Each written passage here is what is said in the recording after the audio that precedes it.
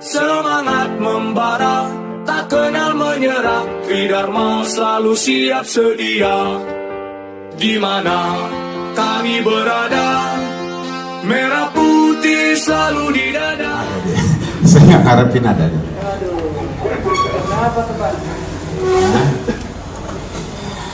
Oke, bismillahirrahmanirrahim. Assalamualaikum warahmatullahi wabarakatuh. Yang saya hormati Pak Kababin Opsnal Krimumpolda Metro Jaya, teman-teman dari Subdit 3 Resmob, rekan-rekan media. Siang ini saya akan menyampaikan beberapa pengungkapan yang berhasil diungkap oleh teman-teman dari Resmob Polda Metro Jaya tentang kejahatan jalanan, ya. Yang kita ketahui sekarang ini bahwa kejahatan jalanan yang ada di Jakarta ini menjadi salah satu keresahan bagi masyarakat di 3C, baik itu curas maupun juga di curanmor. Ini hasil ungkapan yang dilakukan oleh teman-teman Resmob. Ada 3 kasus yang ketiga-tiganya adalah curas, pencurian dengan kekerasan di pasal 365 KUHP, ancamannya adalah 9 tahun penjara. Modusnya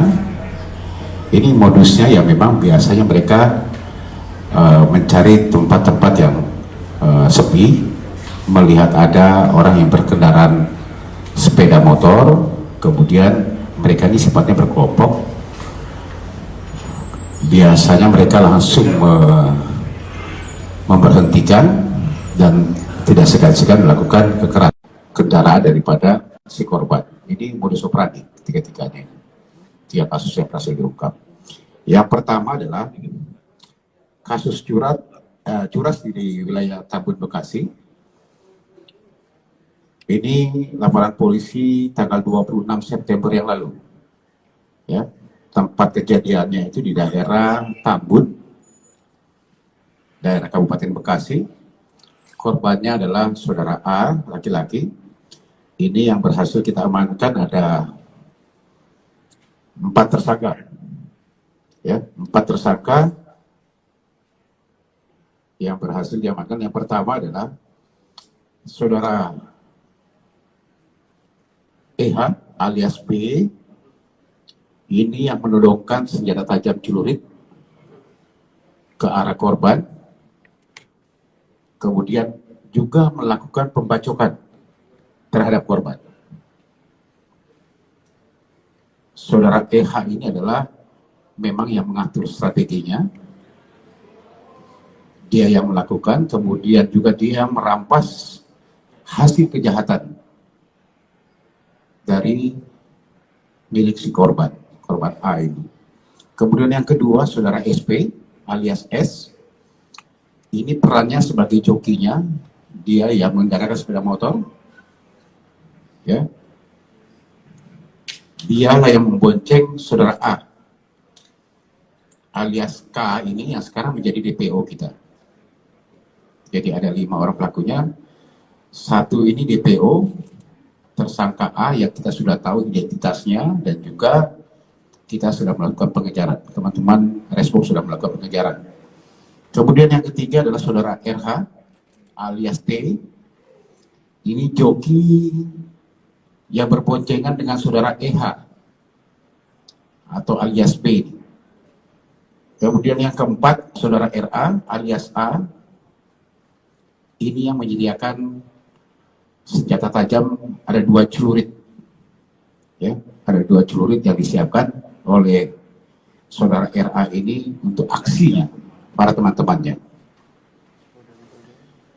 Modus yang saya katakan tadi, biasanya mereka secara bersama-sama 2-3 motor atau 2 motor ini bergerak untuk mencari tempat-tempat yang sepi, melihat berpatroli, melihat situasi korban, adakah korban, dan biasanya di tengah malam hari, ya. Kemudian mencari sasarannya pada pukul sekitar 12:30 malam, memang melihat ada korban melintas di salah satu jalan di daerah Tambun tersebut, di tempat sepi, kemudian biasanya mereka memepet untuk berhenti sambil berteriak, memberhentikan si korban, meminta barang-barang milik si korban termasuk sepeda motornya, dan pada saat itu korban coba melakukan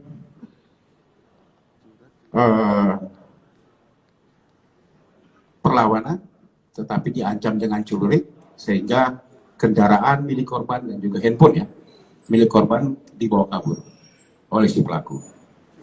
Ya, dari sini kemudian dilaporkan ke Polda Metro Jaya, tim Resmob bergerak untuk melakukan penyelidikan dan berhasil tanggal 23 September yang lalu ini mengamankan para pelaku. Ya. Ulangi, tanggal 3 Oktober yang lalu berhasil mengamankan para pelaku, menangkap 3 orang pelaku. Pertama itu alias si EH ini, alias B, kemudian SP, alias, dan juga RH. Setelah itu juga berhasil mengamankan 1 tersangka lagi di daerah Kecamatan Setu, Bekasi, Jawa Barat. Jadi keempat pelaku sudah kita amankan, ada 1 yang sekarang masih menjadi DPO, inisialnya A, ini masih kita lakukan pengejaran karena identitasnya sudah kita ketahui. Tersangka ini kita jerat di pasal 365, ancamannya adalah 9 tahun penjara. Ini mungkin yang bisa saya sampaikan teman-teman, yang pertama di daerah Tambun. Ada tambahan? Cukup. Kemudian yang kedua dari unit, dia adalah joki yang membonceng si korban. Ya, ada beberapa barang bukti yang sudah kita amankan, termasuk kendaraan bermotor, handphone yang berhasil dia rampas. Nah, modusnya sama seperti yang saya katakan tadi, ya, mencari sasaran di tempat yang sepi, jalan yang sepi, melihat si korban sasarannya, kemudian berhenti dan juga mengeluarkan celurit. Ya. Cuma pelaku yang ini anak di bawah umur inilah memang pada saat dia berhentikan si korban, terjadi juga perlawanan ya oleh si korban untuk mempertahankan kendaraannya. Saudara FM ini yang kemudian melakukan pembacokan kepada korban. Ya, membacok korban dan kemudian meninggalkan korban di situ saja dengan membawa seluruh barang-barang milik korban. Ya. Ini sekitar tanggal 7 Oktober yang lalu berhasil diamankan. Pertama adalah saudara FM ini di daerah KS Tubun, Jakarta Barat. Kemudian setelah itu berlanjut mengamankan yang kedua saudara S di daerah Kelurahan Legok, Tangerang, Banten. Pelaku utama eksekutornya FM alias AU ini anak di bawah umur, ini juga residivis. Saya kenal bahwa dia adalah residivis di kasus yang sama. Ya. Ini kami persangkakan di pasal 365 dengan ancaman pidana 9 tahun penjara. Itu yang kedua. Kemudian yang ketiga dari unit 4, kejadian sekitar tanggal 26 September yang lalu di daerah Rawalumbu, ya, Kecamatan Rawalumbu, Kota Bekasi. Korbannya adalah saudara FF, tersangkanya ada 5 orang yang berhasil diamankan. Ya, modusnya juga sama. Modusnya adalah mereka biasanya berkeliling patroli untuk mencari sasaran, dan pada saat itu korban atau sasaran ditemukan, para pelaku pada saat akan mengambil barang-barang milik korban melakukan pembacokan sebanyak 3 kali. Ya, yang pertama tersangkanya MH, ini adalah membacok korban di bagian punggung dengan menggunakan celurit. Kemudian yang kedua saudara MS, ini yang membacok korban sebanyak 2 kali. Yang satu di bagian lengan kanan dan satu mengenai pundak sebelah kiri. Yang ketiga saudara MA, ini adalah jokinya, joki dari saudara MH. Kemudian AM ini adalah joki dari saudara MS. Yang kelima adalah MA alias C. Ini yang menyiapkan senjata curi tersebut. Ya, yang menyiapkan, yang memegang senjata curi tersebut. Jadi korban pada saat itu kena 3 kali bacokan, baik itu di punggung, kemudian lengan sebelah kanan, dan juga di pundak sebelah kiri. Ya. Berhasil dibawa ke rumah sakit, alhamdulillah korban bisa selamat. Ya. Nah, ini yang kemudian kalau orang tua dari korban melaporkan ke Polda Metro Jaya dan berhasil kita amankan kelima orang tersangka tersebut. Ya. 5 orang tersangka yang berhasil kita amankan bersama barang buktinya, termasuk kendaraan roda 2 yang digunakan oleh korban maupun para tersangka. Ini berhasil kita amankan dan kita ancam dengan pasal 365 KUHP dengan penjara ancaman 9 tahun penjara. Jadi 3 kasus yang sudah kita ungkap oleh teman-teman dari Resmob, ini adalah kasus-kasus kejahatan jalanan. Ya, saya pertegas lagi di sini bahwa memang beberapa pengungkapan yang dilakukan oleh teman-teman dari Polda Metro Jaya, khususnya Krimum Polda Metro Jaya, cukup masif sudah kita lakukan pengungkapan. Yang memang jadi sasaran adalah ini kejahatan-kejahatan di jalanan, baik itu curas 365 KUHP, kemudian curat di 363, dan juga curanmor 3C ini. Dalam 2 minggu ini, minggu 39 dan minggu 40 ini, cukup tinggi pengungkapan yang dilakukan oleh teman-teman dari Polda Metro Jaya. Ya, ya, sudah cukup tinggi. Dari mulai tanggal 22 September atau minggu ke-39 dan minggu 40 ini, memang secara totalitas atau crime total yang ada itu cukup menurun. Ya, cukup menurun kejahatan di Jakarta ini. Tetapi crime clearance-nya, penyelesaian perkara cukup tinggi. Jadi turun sekitar hampir 18%. Ya, kemudian pengungkapannya cukup tinggi, 22-23% peningkatan per minggu yang ada. Jumlah yang kasus yang sudah diungkap ada 52 kasus oleh Krimum Polda Metro Jaya. Ya. Dibagi menjadi ada dari Resmob 13 kasus, kemudian Jatan Ras ada 29 kasus, dan Subitranmor ada 10 kasus. Sementara jumlah tersangka yang sudah kita amankan dan kita tahan sampai dengan selama 2 minggu ini sebanyak 84 orang tersangka.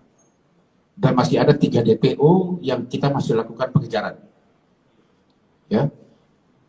Barang bukti juga yang sudah kita amankan selama 2 minggu ini, di minggu 39-40 ini adalah ada senjata api 7 pucuk, kemudian ada senjata tajam 12 pucuk, ada kendaraan hasil kejahatan 27 unit, dengan rincian 26 motor dan 1 kendaraan roda 4. Kemudian ada juga 11 unit motor kendaraan yang dipakai oleh para pelaku yang sudah kita amankan sebagai barang bukti. Dan handphone yang sudah kita amankan ada 27 unit. Ya, ini pengungkapan yang cukup bagus yang dilakukan oleh teman-teman Krimum. Ya, ini khusus untuk Polda Metro Jaya saja, di Krimum Polda Metro Jaya. Ya, ini mungkin bisa sampaikan teman-teman semuanya. Silakan, ada yang mau ditanyakan? Pak Yogi, capek ketik. Padi. Dari 52 kasus yang diungkap itu ada berapa laporan yang masuk pada dari periode 22 September itu? 52 kasus itu pengungkapan. Saya sudah katakan tadi bahwa pengungkapan ini misalnya curanmor, Mas. Ya. Curanmor ini satu sindikat kita amankan, bisa berkembangnya cukup banyak. Sampai saya katakan 50 kali melakukan, 100 kali melakukan yang terungkap. Ya. Tetapi secara ini bahwa LP, ini laporan polisi yang kami terima, ini ada 52 laporan selama 2 minggu ini yang kita bisa ungkap. Ya. Dengan tersangka, 84 tersangka yang sudah kita amankan. selama 2 minggu ini, mulai tanggal 22 September sampai dengan tanggal 10 Oktober di minggu 39 dan minggu 40. Ya. Jadi pengungkapan cukup tinggi, sementara crime totalnya turun. Ya, crime total itu jumlah kita bandingkan 2 minggu sebelumnya dengan 2 minggu sekarang ini ada penurunan sekitar 18% untuk crime totalnya, tetapi pengungkapannya yang tinggi, naik sekitar 20-25%. Oke? Dari semua kasus ada korban nggak, Pak? Ada Iya. korban meninggal nggak? Ada korban meninggal nggak? Iya, iya. Ini saya sampaikan ini adalah 365, ya, curas pencurian dengan kekerasan. Kayak kemarin terjadi di Bekasi, ada curas berhasil kita amankan juga dan korban meninggal dunia, pelakunya sudah kita tangkap di daerah Bekasi. Itu contoh, ya. Jadi dibarengi dengan curas, beda dengan dipisahkan antara pasal 338 sama 340 ya. Ini kan pencurian dengan kekerasan mengakibatkan matinya ada korban meninggal, ada korban luka berat. Ya, oke, yang lain? Cukup teman-teman? Oke, silakan. Dari 3 kelompok tadi yang Bapak jelaskan, mereka ini satu persatu kelompok ini sudah sering melakukan kejahatan jalanan seperti itu. Apalagi tadi Bapak mengatakan bahwa mereka itu residivis.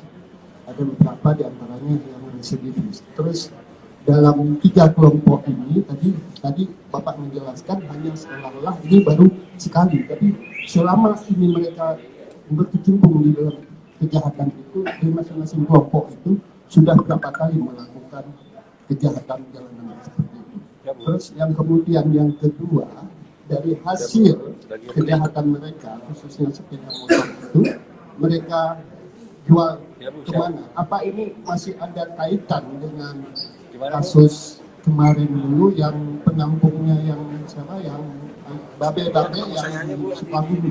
Apakah ini masih juga terkait dengan penampungan atau apa namanya penampungan ke situ, Pak? Oke, makasih Mas. Memang ada beberapa memang pelaku ini yang saya katakan tadi residivis. Saya beri contoh saja saudara FM yang sekarang ini adalah anak di bawah umur. Ya, dia memang residivis yang baru keluar dari anak di bawah umur, tetapi melakukan lagi dengan hal yang sama. Ada yang memang baru tertangkap sekarang dari ketiga kasus ini. Ada yang baru tertangkap dan belum pernah berusaha dengan atau tertangkap oleh kepolisian yang sekarang tertangkap. Tapi ada juga yang residivis. Itu pertama. Terus yang kedua, apakah ada kaitannya dengan si Babe yang di Sukabumi yang pernah diungkap oleh teman-teman dari Krimum Polda Metro Jaya tentang penadahan atau penadahan roda 2 hasil curian, bahkan mengkoordinir mereka semuanya. Ini masih kami dalami semuanya karena memang kita ketahui si Babe dulu yang pernah kita ungkap ini termasuk sindikat besar dalam hal penadahan. Bahkan mereka yang mengatur siasat untuk melakukan pencurian kendaraan bermotor dengan by pesanan. Biasanya mereka dengan pesanan. Yang pernah saya sampaikan pada saat pengungkapan oleh teman-teman dari Krimum Polda Metro Jaya. Ini masih kami dalami juga semuanya. Kami masih mendalami semuanya, kemana mereka menjual hasil curiannya, tetapi yang kita amankan di sini para pelaku-pelakunya dulu. Saya katakan tadi masih kita dalami lagi untuk penadahannya. Ya Mas ya? Oke, terima kasih. Cukup semuanya? Pak Yogi mungkin biar lebih puas atau Bu Dias biar nggak ini. Cukup ya Bu Dias ya? Makasih ya. Makasih banyak semuanya. Terima kasih. Assalamualaikum warahmatullahi wabarakatuh.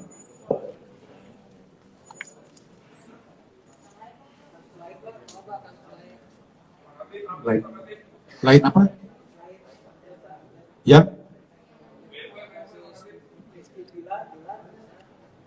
Hah? Oh belum, masih kita rencanakan nanti untuk pemanggilan, untuk mengundang, kita klarifikasi untuk terlapor, ya. Karena kita masih memeriksa beberapa saksi lagi yang lain nantinya, akan kita undang untuk kita klarifikasi. Kita sedang merencanakan, menyiapkan administrasi untuk mengambil keterangan si terlapor. Oke?